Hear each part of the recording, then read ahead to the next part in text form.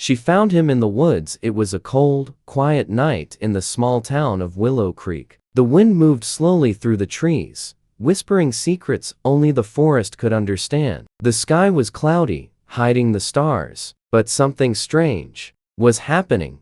Sarah was sitting by her fireplace, reading an old book. She lived alone at the edge of the woods. People in town called her the quiet nurse, because she didn't talk much. After losing her own child 3 years ago, Sarah had chosen a life of silence and peace.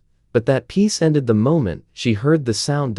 It started low, like a hum, almost like a song, but not one made by humans. It grew louder and sharper. Her windows shook. Her dog, Max, started barking and ran to the back door. Sarah stood up, heart beating fast. She stepped outside with the flashlight, Max running ahead. "Maybe it's just a plane," she whispered. But her voice was unsure. As she walked deeper into the woods, the sound stopped suddenly. Complete silence. Even the wind had gone still. The flashlight flickered. Sarah slapped it. It turned off. "Great," she muttered. But before she could turn back, Max growled. He was standing in front of something lying on the ground. Sarah stepped closer and froze. It was a child, or at least, it looked like one. He was small, about 8 or 9 years old, but his skin was pale blue, glowing softly in the dark. His eyes were big, round, and silver like the moon. His hair was white, thin like thread. He wore a torn suit that looked metallic, with blinking lights that faded in and out. He was shaking. Sarah's heart raced, but not from fear. It was something else, something pulling her toward him. She knelt beside him. "Hey, are you okay?" The child didn't answer, but his eyes met hers, and something passed between them. A feeling, a message. "Help me." She didn't hear it with her ears. She felt it in her mind. Sarah slowly reached out. "It's okay. I'm not going to hurt you." He let her touch his arm. His skin was warm, but too smooth, almost unreal. Still, he didn't pull away. Suddenly, the sky flashed red. Sarah looked up. A strange light moved quickly behind the clouds, like a ship or something else flying without sound. She looked back at the boy. "We have to go." He didn't move. She lifted him in her arms. He was light. Too light for a boy his size. Max barked once and ran ahead, guiding them back to the house. As they reached the porch, Sarah looked behind her. The forest was dark again. No sounds, no lights, but the feeling of being watched stayed with her. Inside the house, she placed the boy on the couch. He looked around slowly, confused. His eyes scanned every object like it was his first time seeing furniture, fire, or even a ceiling. Sarah wrapped him in a blanket. "I'll get you some water." She walked into the kitchen, hands shaking.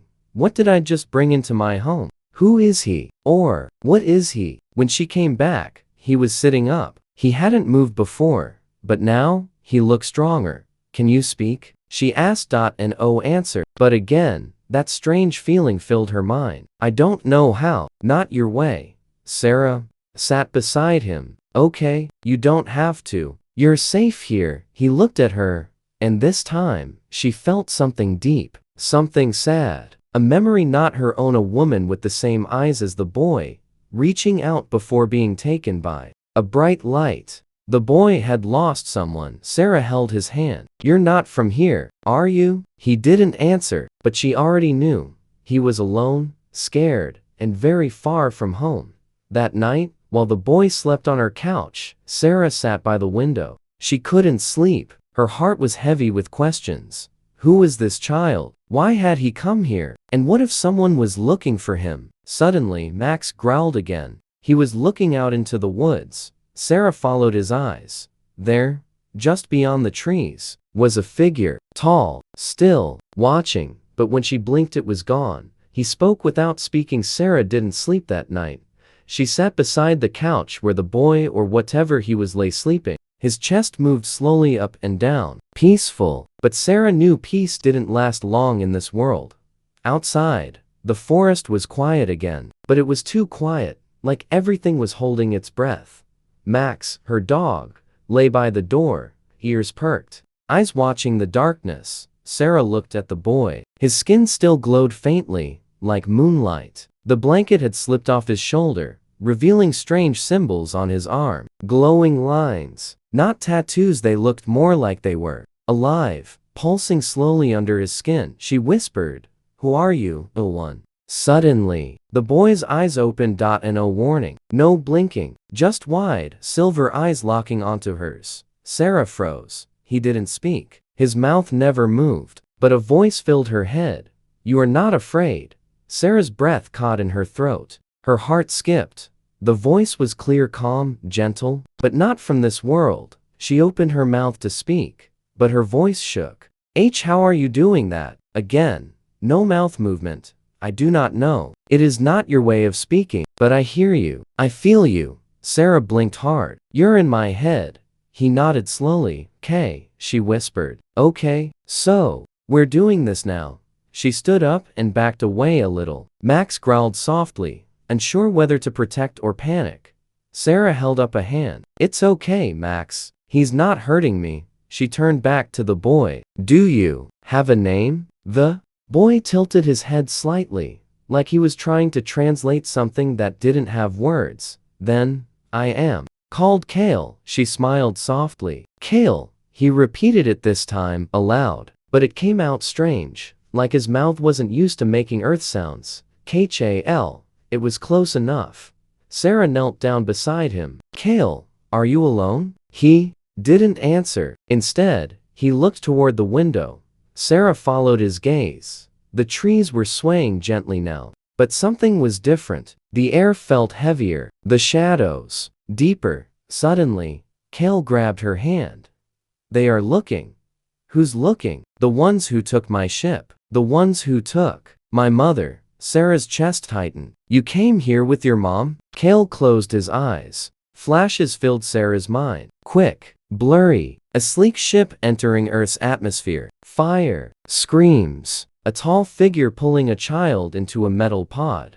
Then nothing. Tears welled in Sarah's eyes. She didn't know why. Maybe she was seeing Kale's pain, or maybe her own memories were mixing in. She had lost a child too, and now, here, they were two broken souls from different worlds, somehow finding each other in the middle of a forest. Sarah took a deep breath. "Kale, listen to me. I don't know what's going on, but I'm going to help you. I promise." Kale blinked slowly, then nodded.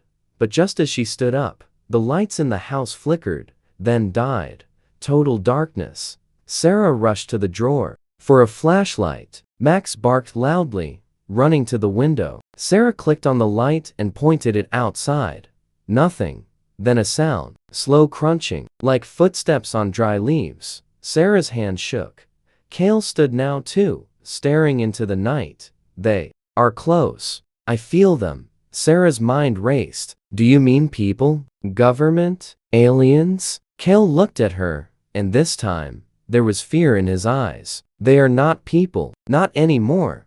A loud thump hit the side of the house. Max barked wildly. Sarah grabbed Kale's hand and pulled him into the hallway. "We're going to the basement now." Kale hesitated for a moment, then followed. As they ran down the stairs, Sarah whispered, "I should have left you there, but I couldn't. What have I done?" In the basement, she locked the door behind them. She lit a candle and sat Kale down. He spoke again, but inside her head. "You were chosen. I don't know how, but I felt it. When you touched me, you were not like the others." Sarah shook her head. "I'm no one, Kale. I'm just a tired woman with too many ghosts." He leaned closer, gently pressing a hand to her forehead. "You are more. You just forgot." The candle flickered, and suddenly, Sarah saw something she didn't expect. A vision. Herself, holding Kale, standing before a glowing gate. Somewhere, far from Earth. She looked different, stronger, braver. She gasped and pulled away.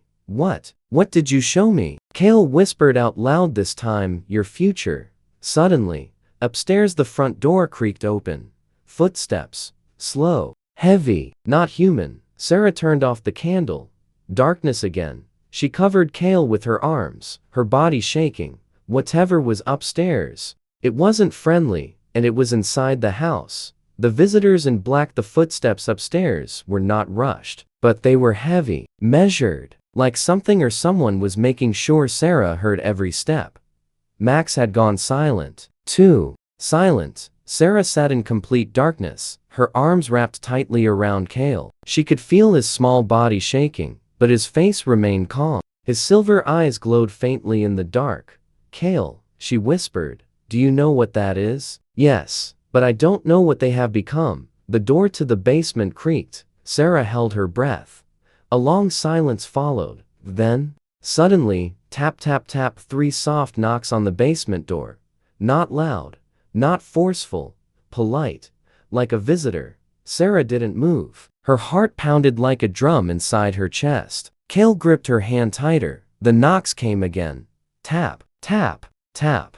Then, a voice. Calm. Male. Too calm. "Sarah Carter, we know you're in there." Her breath caught. Whoever it was, they knew her name. "You have something that belongs to us," the voice said. "We are not here to hurt you. We just want the child." Cale whispered inside her mind. "Lies. They don't take. They erase." Sarah crawled slowly across the floor and pressed her ear to the basement door. Another voice spoke, this one female, softer, colder. "Sarah, if you give him to us, this ends. No more fear, no more questions. You go back to your quiet life." Sarah almost laughed, but it came out as a quiet breath. A quiet life? That life died the second she picked Cale up in the woods. She remembered something her father used to say when she was scared. "Monsters knock politely, too." She looked at Cale. "We're not giving you to them." He nodded once. Then the house above them went dead silent. The floor creaked no more. The voices were gone. Sarah waited for several minutes, hand frozen on the doorknob. She finally whispered, "I think they're gone."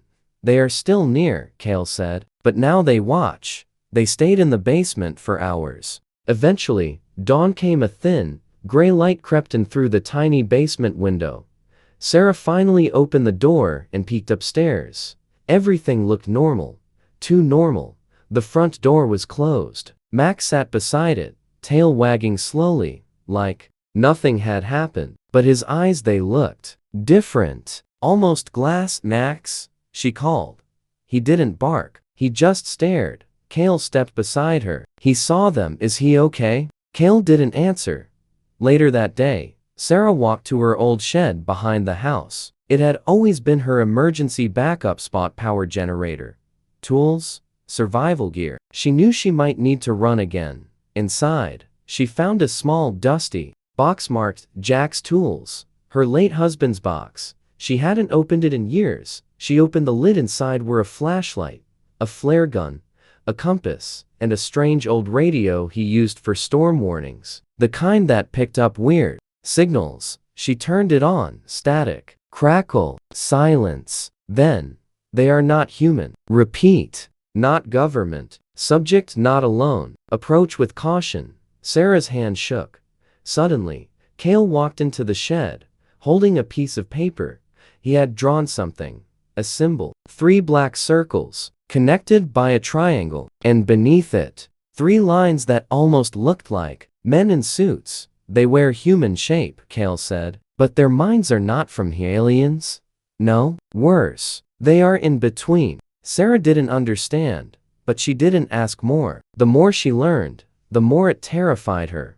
That night, the black van came. No sound. No headlights. Just a shadow on 4 wheels, parked on the road near her property. Sarah saw it from the window. No one got out, but she knew they were watching. She grabbed her emergency bag, packed it, and turned to Cale.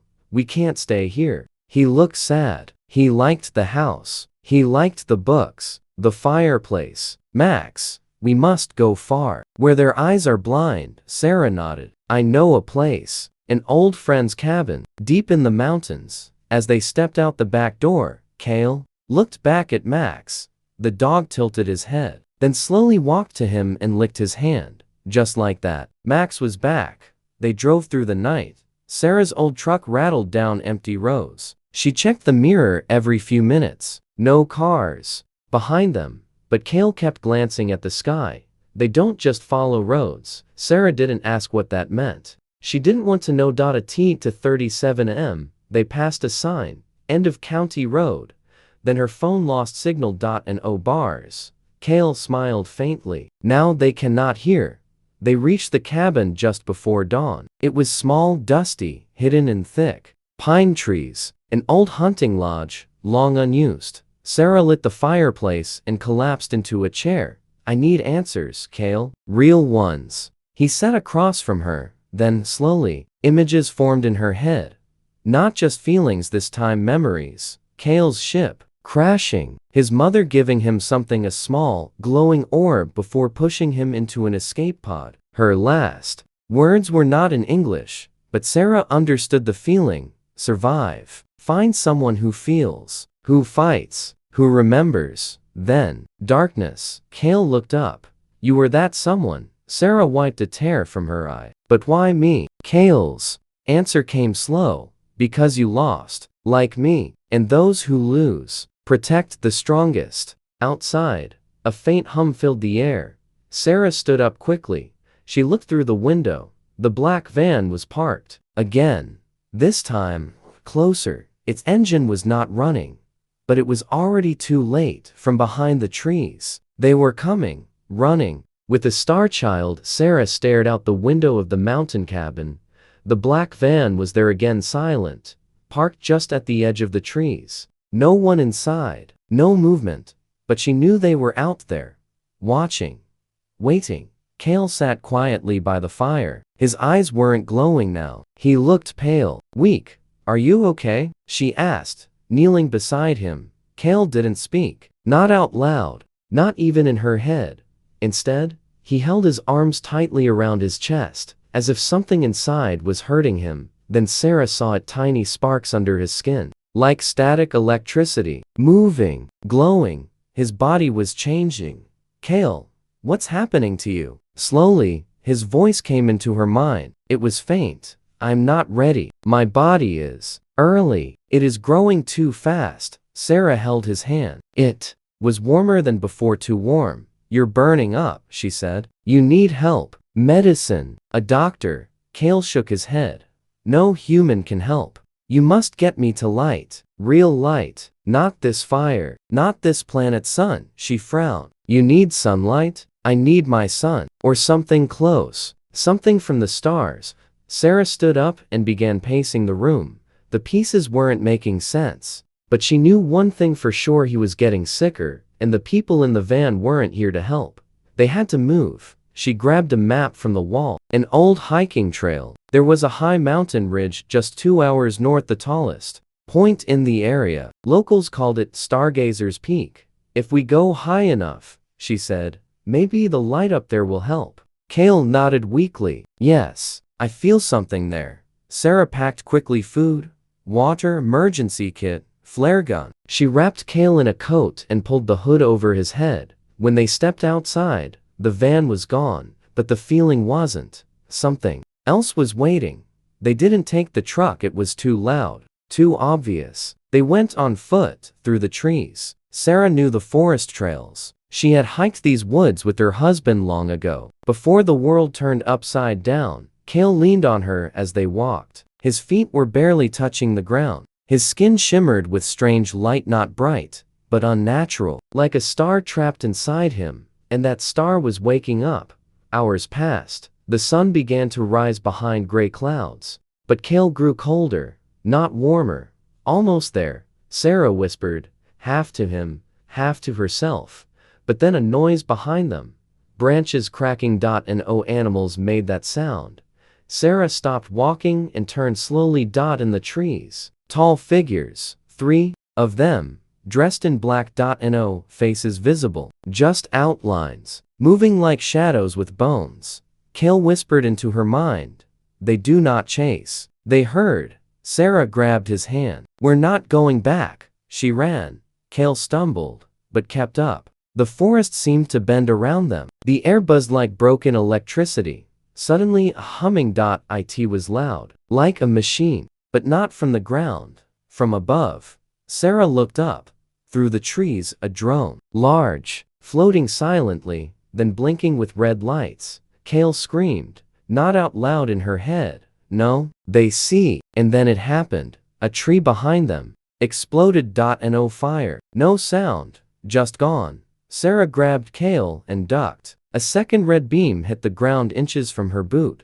She rolled behind a rock, heart pounding. Kale, what is that thing? He looked at her, panicked. It's not a weapon. It's a polar. If it hits, you go away. Sarah didn't ask where away meant. She aimed the flare gun at the sky and fired. A burst of red light lit up the forest.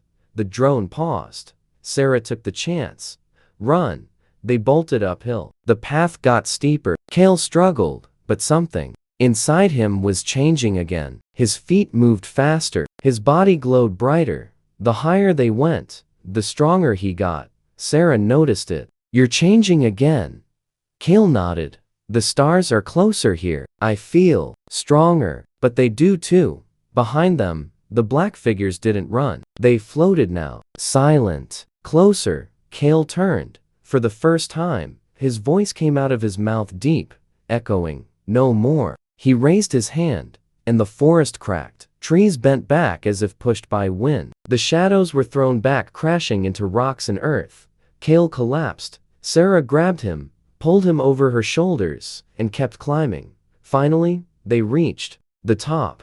Stargazer's Peak. Wind howled across the rocks. Above them, clouds swirled, and through the clouds, the stars broke through. Kale lifted his head weakly. Closer, he whispered. Sarah placed him on a flat stone. He lay there, chest glowing now, eyes wide open to the sky.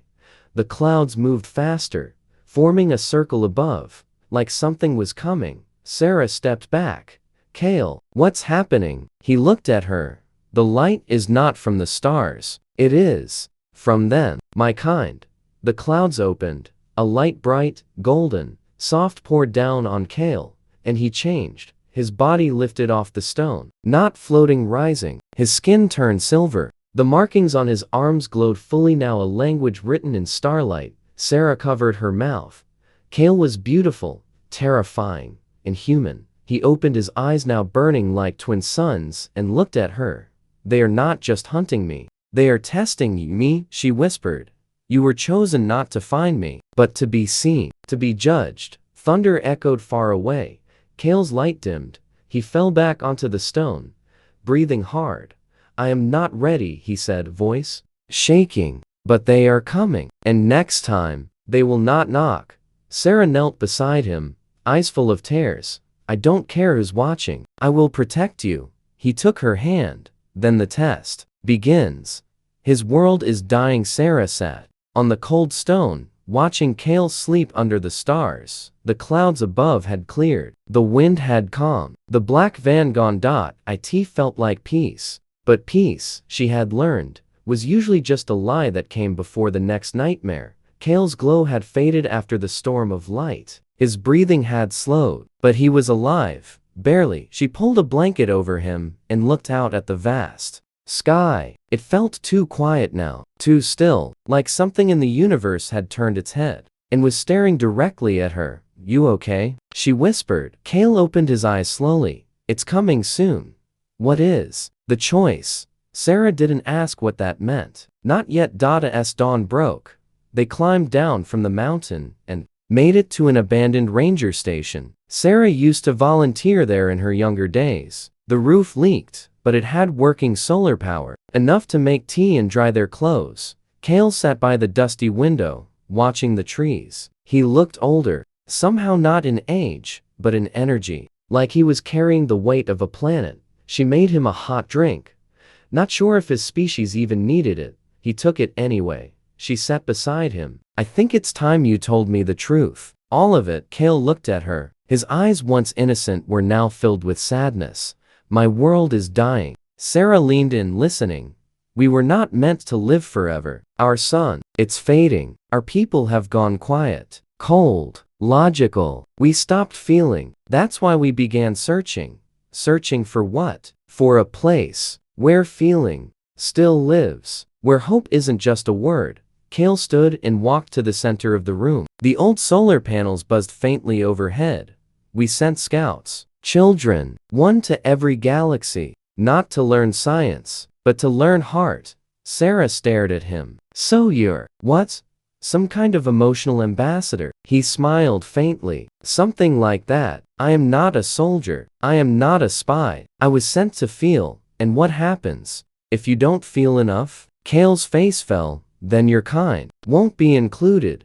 Sarah stood now too. Included in what? He looked at her, and for the first time, fear truly showed in his voice. In the Ark. In the Great Leaving. The Council is building a vessel to carry life from many worlds into the next age. Only a few species will be taken. The rest. He didn't finish. He didn't have to. Sarah's stomach turned cold. You're telling me Earth is being judged? Kale nodded slowly. And I am the one who decides. Sarah walked outside, wind hitting her like a slap. She looked up at the sun still rising, still shining, but now she wasn't sure how long it would last. Behind her, Kale stepped outside too. He seemed stronger now. His glow had returned, subtle like a heartbeat. Why didn't you tell me sooner? She asked. You weren't ready. She turned sharply. You don't get to decide that. Kale lowered his head. Neither do you. Then he looked at her again. I didn't choose you by accident, Sarah. When I fell, I reached out, across minds, across pain. I found the one who had lost like me. She felt tears burn behind her eyes. My son died 3 years ago, she whispered. Kale nodded. That's why you didn't run. That's why you protected me, even when you didn't understand me. Sarah sat on a rock, her hands trembling. So, what now? You go back to your people? Decide if we're good enough to live? Kale walked over and sat beside her. No, I don't decide alone. I bring a soul with me, someone who speaks for the world I visit. Sarah turned slowly. You want me? I need you. The council needs to see humanity through someone who has truly lived it. Someone who knows joy, and grief, and courage. She laughed bitterly. I'm just a nurse, a tired woman with a cabin and a dog. Kale's voice grew stronger. You are more than that. You felt me. You never once asked what I could do for you. Only what I needed. That is rare. Suddenly, a deep, rumbling sound. The trees shook. A low pulse vibrated in the ground. Kale stood, alert. His eyes brightened. They're here, Sarah said. Kale nodded. But not the hunters. The others. Mine. Above them the clouds twisted. A hole opened in the sky. No ship appeared. No noise. Just a silence so deep it pushed the world down. Then, a beam of soft white light hit the ground near them. Not violent. Not hot. Inviting. Sarah stared at it. What is that? Kale looked at her. The gate. The door. The test. You mean I have to go in there? Only if you want to speak. For Earth. She hesitated. The wind around them stopped completely. Time felt slower. Kale held out his hand. You won't be alone. Sarah looked at the forest, at the ground, at the familiar world around her. The world that had given her love, and taken it away. Then she looked at Kale, a child not of this world, but one who had trusted her with everything. She took his hand, and stepped into the light. Inside the beam, there was no sky, no ground, just memory. Sarah saw flashes of her life, holding her newborn son, watching her husband cry at the hospital, sitting alone, staring at old birthday cards, laughing once, truly laughing, with coffee spilled on her shirt, running with Kale through the woods. Then, she saw their lives, not hers. A man giving his last food to a stranger. A girl building water filters in a dusty village. A teacher hugging a crying student. A soldier refusing to shoot an innocent. 1,000 lives. Billions of choices. And all of them human. Then came a voice. Massive. Gentle. Not Kale's. This species has burned its world. It has warred. Destroyed. Lied. Sarah stepped forward. Yes. We have. The voice paused. Why should it survive? Sarah took a breath. Because we love. The voice didn't answer. She continued. We fail. We fight. We hurt. But we love. And we try again. Even when we lose everything. We try. Silence. Then, the voice asked, and will you leave them behind? Sarah turned to Kale. She saw Earth behind him. Blue. Small. Spinning. No, she whispered. I want to stay. With them. With him. Kale looked at her and softly said, "Then maybe they are ready." The choice humanity or home, the light faded. Sarah found herself lying on soft grass that didn't feel like earth. The sky above was dark, not night, but a deep bluish black, dotted with moving stars that blinked like they were watching her back. Kale stood nearby waiting. She sat up slowly. "Are we in space?" He nodded. "Between worlds. The council does not live in one place. They live in decisions." Sarah blinked. "Well, that's cryptic and terrifying." Kale actually smiled. For a moment, he almost looked like a regular boy again. But that moment didn't last. Suddenly, the ground around them shimmered like water reflecting a sky that wasn't there. Then they weren't alone. 6 beings appeared in a perfect circle, walking, just existing. They had no mouths, no eyes. Their forms were constantly shifting, part light, part shadow, part memory. Kale stepped forward and bowed his head. Sarah did the same, though she felt like her spine might snap from fear.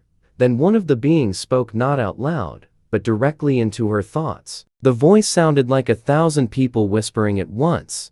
"The child has returned." With the speaker, the test continues. Sarah took a step forward. Her knees were shaking. I saw things. Lives. Good ones. And bad. But I still believe in us." The being closest to her shimmered with red and spoke again. One voice does not make a song. Earth remains divided, violent, poisoned. If added to the ark, it may bring ruin. Kale stood beside her. She chose to come. She spoke with truth. If Earth is rejected, it must be by full council, not fear. Another being, this one, glowing pale gold, turned to Sarah. "You are allowed one final word. Then the vote begins." Sarah looked at them, at Kale, at herself, worn, scarred, human. She closed her eyes. Then she said, "We are broken, but we fix. We destroy, but we rebuild. We lie, but we also forgive. We are not perfect, but we are trying. And sometimes, trying is the most human thing there is." Silence. Then the ground cracked, not in destruction, but like glass giving way to light. The council floated above her now, pulsing with thought. Sarah stepped back. She whispered to Kale, "Is this where they say yes or no?" Kale didn't answer, because suddenly something else appeared. A new shade.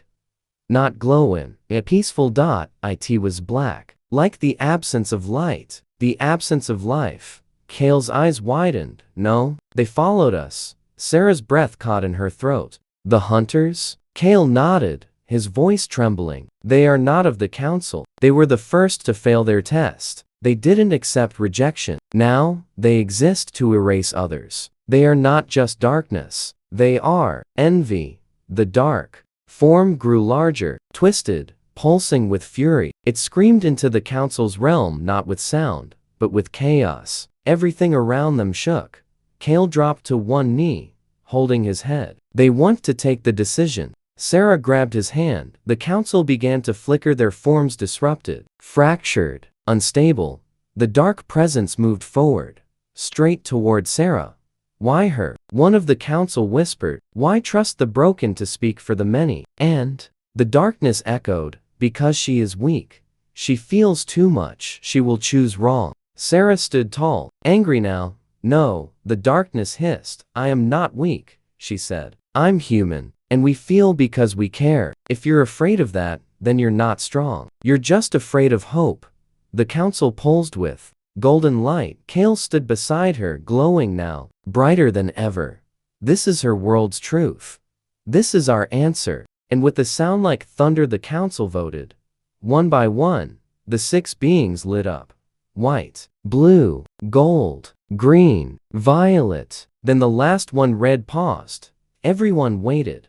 Sarah held her breath. Finally, it turned silver. Approval. The light around them exploded outward. The dark shape screamed, not in victory, but in rage. It shrank, pushed back by the light of the council, by Kale's light, and by Sarah's defiance. It disappeared like smoke in the sun. Silence followed. Then, a voice, softer than the others. "Earth is accepted." Humanity will join the Ark. Sarah fell to her knees, not from fear, from relief. Kale knelt beside her, but just as the light grew warmer, something unexpected happened. Another voice. Not the council. Not Kale. It came from inside her. Her own. But I want to stay. Everyone turned toward her. Even Kale looked surprised. She stood up. Tears ran down her face. I don't want to leave Earth. Not forever. I want to help. From there, I want to be part of this. But I want to stay with my people, with what we were, and what we might become. The council paused. Then, the choice is yours. Kale turned to her. If you stay, I must go. Sarah looked at him. If you go, can I stay with you too? And that's when the council did something no one expected. They split the gate. 2 doors. One for Kale, one for Sarah. Bridge between stars open both ways. Not exile. Connection. Kale smiled, tears in his glowing eyes. Now, no world is alone. Back on Earth, weeks later, the skies were normal again, but the world was slowly changing. Solar tech advanced overnight. Water was purified in deserts. Cold regions warmed gently. Diseases vanished. Peace talks began and stayed. And somewhere in a quiet forest cabin, a woman watched the stars, waiting, because someday he would return, and when he did, she'd be there. Can I stay with you too? Sarah walked back into her cabin like she was walking into a memory. The forest was quiet again. The black van was gone. The watchers were gone. The hunters were dust, but something remained. The stars felt closer. It had been 3 weeks since the council opened the gate between Earth and Kale's world. He had gone back, not forever, but for now, to prepare the Ark, to carry humanity's story into the future. He promised he'd return, and Sarah believed him. Most nights, she sat on her porch, staring at the sky, holding the same tea mug Kale once used, though she never washed it. It felt sacred now, like a relic from a visitor who was never just a visitor. One morning, as dew clung to the grass and light spilled lazily through the trees, the air shifted. Max, her loyal dog, stood alert, tail wagging, ears straight up. Then a low hum from the ground, from above. Sarah looked up and saw it, a small circle of soft light like moonlight, but sharper, brighter. It pulsed, slow and steady, like a heartbeat in the clouds. A shape formed in the center, a figure, small, familiar. Her hands trembled, her eyes filled. Kale.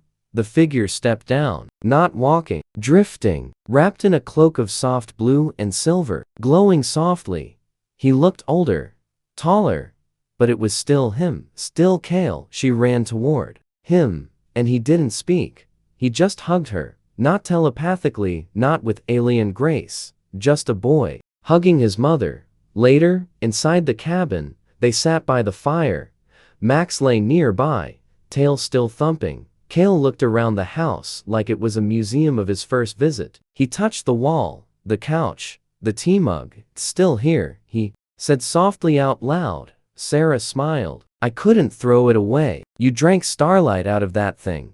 He laughed, a real laugh. And for a moment, it was like no time had passed. But they both knew everything had changed. Kale turned serious again. I've come with a choice. Sarah sipped her tea, quietly waiting. The council wants me to lead the Earth delegation, to represent humans, to help them prepare for the Ark. He looked at her. I want to say yes, but only if you say yes too. Sarah raised an eyebrow. Me? Kale nodded. I want you to come with me, be the second voice, not just Earth's speaker, but mine. She was quiet for a long time. The wind whispered through the trees. Finally, she asked, what does it mean? Kale spoke gently. You won't live forever, but you'll see stars. You'll meet other beings. You'll help decide who we carry into the next world. And you'll be remembered. She exhaled slowly. And if I say no? Kale smiled softly. Then I'll visit every year with stories. Sarah laughed. That sounds like a decent deal. But deep down, she knew her answer already. She had felt alone for so long, like she'd lost her place in the world. And then a strange child fell from the stars and gave it back. That night, She packed a bag.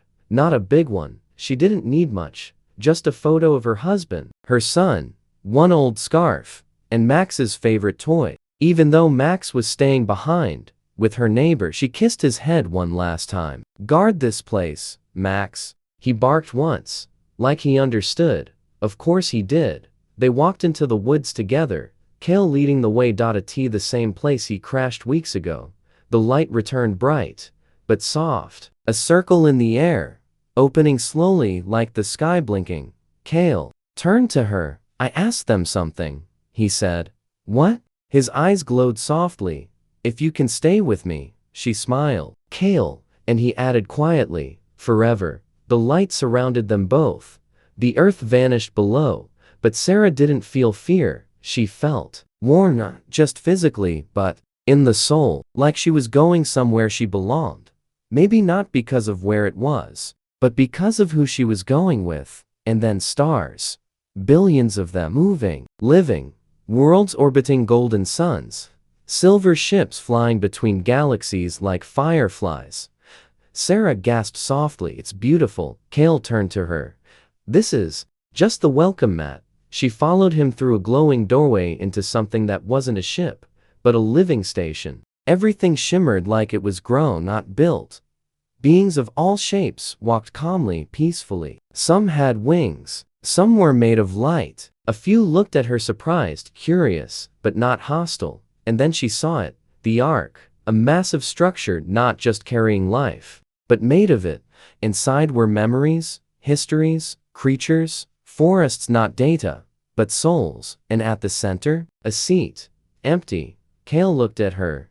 "They saved it for you." She stepped forward slowly, sat down. The seat glowed not with power, but with emotion. Memories filled her mind. Her life. Earth's life. Cale's journey. Then, from the walls, from the stars, from Cale himself, a single question echoed. "Can I stay with you too?" She didn't answer out loud. She just held out her hand, and Cale took it, and somewhere, far below, on Earth, a new child looked up at the stars, and whispered, "I wonder if something's out there." And from the stars, a whisper answered,